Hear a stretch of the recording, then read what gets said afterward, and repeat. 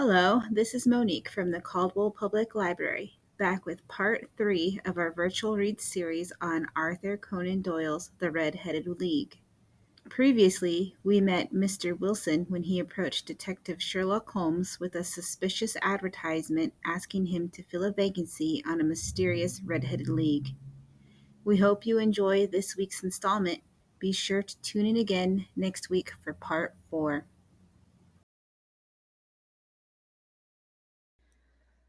"No excuse will avail," said Mr. Duncan Ross. "Neither sickness nor business nor anything else. There you must stay, or you lose your billet." "And the work?" "Is to copy out the Encyclopaedia Britannica. There is the first volume of it in that press. You must find your own ink, pens, and blotting paper, but we provide this table and chair. Will you be ready tomorrow?" "Certainly," I answered. "Then good-bye, Mr. Jabez Wilson, and let me congratulate you once more on the important position which you have been fortunate enough to gain." He bowed me out of the room, and I went home with my assistant, hardly knowing what to say or do, I was so pleased at my good fortune. Well, I thought over the matter all day, and by evening I was in low spirits again, for I had quite persuaded myself that the whole affair must be some great hoax or fraud, though what its object might be I could not imagine. It seemed altogether past belief that anyone could make such a will, or that they would pay such a sum for doing anything so simple as copying out the Encyclopaedia Britannica. Vincent Spaulding did what he could to cheer me up, but by bedtime I had reasoned myself out of the whole thing. However, in the morning I determined to have a look at it anyhow, so I bought a penny bottle of ink, and with a quill pen and 7 sheets of foolscap paper, I started off for Pope's Court. Well, to my surprise and delight, everything was as right as possible. The table was set out ready for me, and Mr. Duncan Ross was there to see that I got fairly to work. He started me off upon the letter A, and then he left me, but he would drop in from time to time to see that all was right with me. At 2 o'clock he bade me good day, complimented me upon the amount that I had written, and locked the door of the office after me. This went on day after day, Mr. Holmes, and on Saturday the manager came in and planked down 4 golden sovereigns for my week's work. It was the same next week, and the same the week after. Every morning I was there at 10, and every afternoon I left at 2. By degrees Mr. Duncan Ross took to coming in only once of a morning, and then, after a time, he did not come in at all. Still, of course, I never dared to leave the room for an instant, for I was not sure when he might come, and the billet was such a good one and suited me so well that I would not risk the loss of it. 8 weeks passed away like this, and I had written about abbots and archery and armor and architecture and Attica, and hoped with a diligence that I might get on to the bees before very long.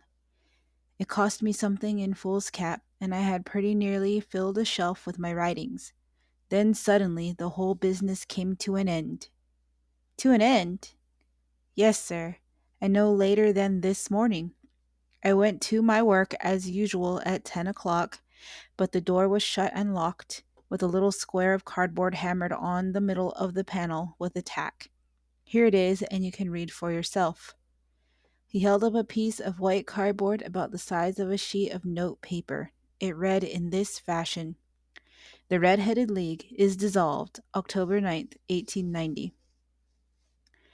Sherlock Holmes and I surveyed this curt announcement and the rueful face behind it, until the comical side of the affair so completely overtopped every other consideration that we both burst out into a roar of laughter. "I cannot see that there is anything very funny," cried our client, flushing up to the roots of his flaming head. "If you can do nothing better than laugh at me, I can go elsewhere." "No, no," cried Holmes, shoving him back into the chair from which he had half risen. "I really wouldn't miss your case for the world. It is most refreshingly unusual. But there is, if you will excuse my saying so, something just a little funny about it. Pray, what steps did you take when you found the card upon the door? I was staggered, sir. I did not know what to do. Then I called at the offices around, but none of them seemed to know anything about it. Finally, I went to the landlord, who is an accountant living on the ground floor, and I asked him if he could tell me what had become of the Red-Headed League. He said that he had never heard of any such body. Then I asked him who Mr. Duncan Ross was. He answered that the name was new to him. Well, said I, the gentleman at number 4.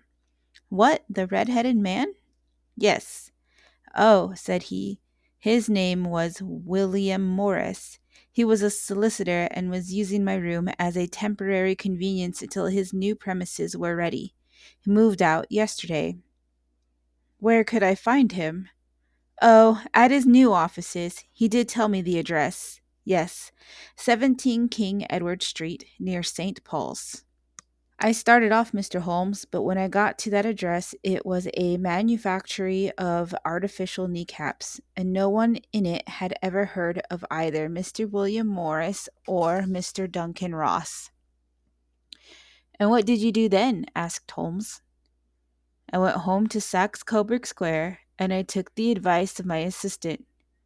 But he could not help me in any way. He could only say that if I waited, I should hear by post. But that was not quite good enough, Mr. Holmes. I did not wish to lose such a place without a struggle, so, as I heard that you were good enough to give advice to poor folk who were in need of it, I came right away to you.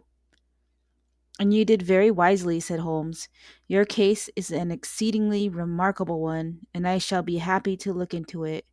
From what you have told me, I think that it is possible that graver issues hang from it than might at first sight appear. Grave enough, said Mr. Jabez Wilson. Why, I have lost £4 a week. As far as you are personally concerned, remarked Holmes, I do not see that you have any grievance against this extraordinary league. On the contrary, you are, as I understand, richer by some £30, to say nothing of the minute knowledge which you have gained on every subject which comes under the letter A. You have lost nothing by them. No, sir, but I want to find out about them, who they are, and what their object was in playing this prank, if it was a prank, upon me. It was a pretty expensive joke for them, for it cost them £32. We shall endeavor to clear up these points for you, and, first, one or two questions, Mr. Wilson. This assistant of yours who first called your attention to the advertisement, how long had he been with you? About a month, then. How did he come? In answer to an advertisement. Was he the only applicant? No, I had a dozen. Why did you pick him? Because he was handy and would come cheap. At half wages, in fact. Yes. What is he like, this Vincent Spaulding?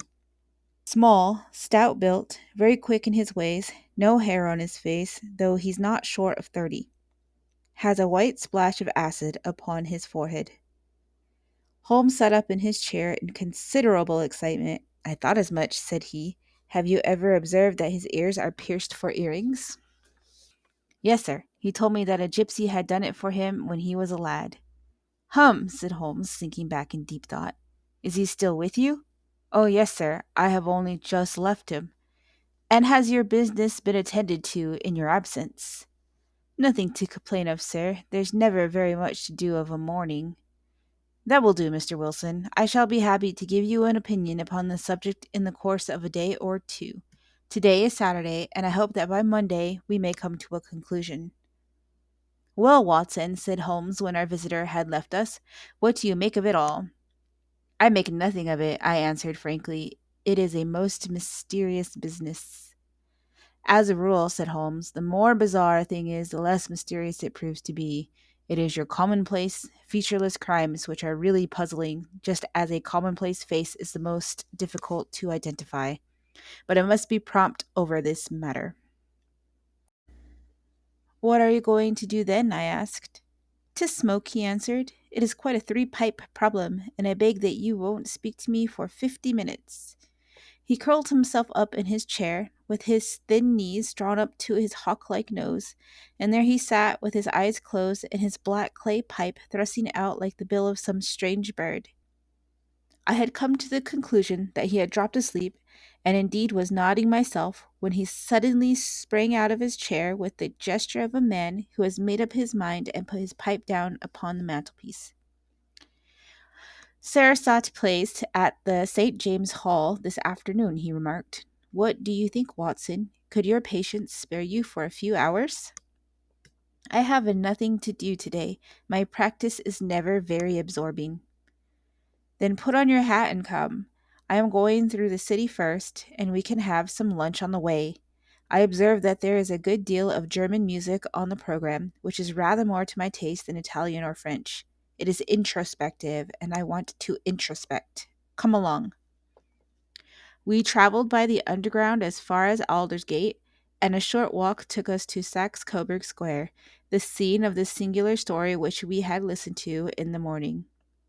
It was a poky, little, shabby, genteel place, where four lines of dingy two-storied brick houses looked out into a small railed-in enclosure, where a lawn of weedy grass and a few clumps of faded laurel bushes made a hard fight against a smoke-laden and uncongenial atmosphere.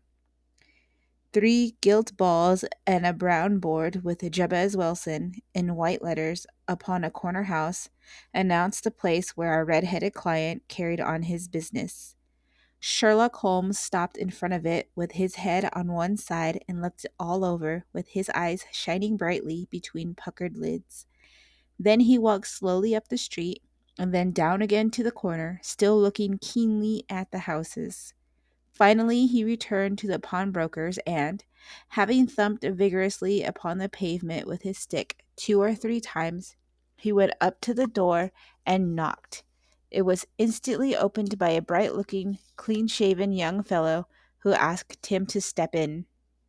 Thank you, said Holmes. I only wished to ask you how you would go from here to the Strand. Third right, fourth left, answered the assistant promptly, closing the door. Smart fellow that, observed Holmes as we walked away. He is, in my judgment, the fourth smartest man in London, and for daring I am not sure that he has not a claim to be third. I have known something of him before. Evidently, said I. Mr. Wilson's assistant counts for a good deal in this mystery of the Red-Headed League. I am sure that you inquired your way merely in order that you might see him. Not him. What then? The knees of his trousers. And what did you see? What I expected to see. Why did you beat the pavement? My dear doctor, this is a time for observation, not for talk. We are spies in an enemy's country. We know something of Saxe Coburg Square. Let us now explore the parts which lie behind it. The road in which we found ourselves as we turned round the corner from the retired Saxe Coburg Square presented as great a contrast to it as the front of a picture does to the back. It was one of the main arteries which conveyed the traffic of the city to the north and west. The roadway was blocked with the immense stream of commerce flowing in a double tide inward and outward, while the footpaths were black with the hurrying swarm of pedestrians. It was difficult to realize as we looked at the line of fine shops and stately business premises that they really abutted on the other side upon the faded and stagnant square which we had just quitted. Let me see, said Holmes, standing at the corner and glancing along the line. I should like just to remember the order of the houses here. It is a hobby of mine to have an exact knowledge of London. There is Mortimer's, the tobacconist, the little newspaper shop, the Coburg branch of the City and Suburban Bank, the vegetarian restaurant, and McFarland's carriage building depot. That carries us right on to the other block. So now, doctor, we've done our work, so it's time we had some play. A sandwich and a cup of coffee, and then off to Violin Land, where all is sweetness and delicacy and harmony, and there's no red-headed clients to vex us with their conundrums. My friend was an enthusiastic musician, being himself not only a very capable performer, but a composer of no ordinary merit. All the afternoon he sat in the stalls wrapped in the most perfect happiness, gently waving his long, thin fingers in time to the music, while his gently smiling face and his languid, dreamy eyes were as unlike those of Holmes the sleuth hound, Holmes the relentless, keen witted, ready handed criminal agent as it was possible to conceive. In his singular character, the dual nature alternately asserted itself, and his extreme exactness and astuteness represented, as I have often thought, the reaction against the poetic and contemplative mood which occasionally predominated in him. The swing of his nature took him from extreme languor to devouring energy, and, as I knew well, he was never so truly formidable as when, for days on end, he had been lounging in his armchair amid his improvisations and his black letter editions. Then it was that the lust of the chase would suddenly come upon him, and that his brilliant reasoning power would rise to the level of intuition, until those who were unacquainted with his methods would look askance at him as on a man whose knowledge was not that of other mortals. When I saw him that afternoon so enwrapped in the music at St. James's Hall, I felt that an evil time might be coming upon those whom he had set himself to hunt down. "You want to go home, no doubt, doctor," he remarked as we emerged. "Yes, it would be as well. And I have some business to do which will take some hours. This business at Coburg Square is serious." "Why serious?" "A considerable crime is in contemplation. I have every reason to believe that we shall be in time to stop it. But today being Saturday rather complicates matters. I shall want your help tonight." "At what time?" "10 will be early enough. I shall be at Baker Street at 10. "Very well. And I say, doctor, there may be some little danger, so kindly put your army revolver in your pocket." He waved his hand, turned on his heel, and disappeared in an instant among the crowd. That's all for this week's episode of Virtual Reads with the Caldwell Public Library. Thank you again for listening, and be sure to tune in next week to find out what happens next.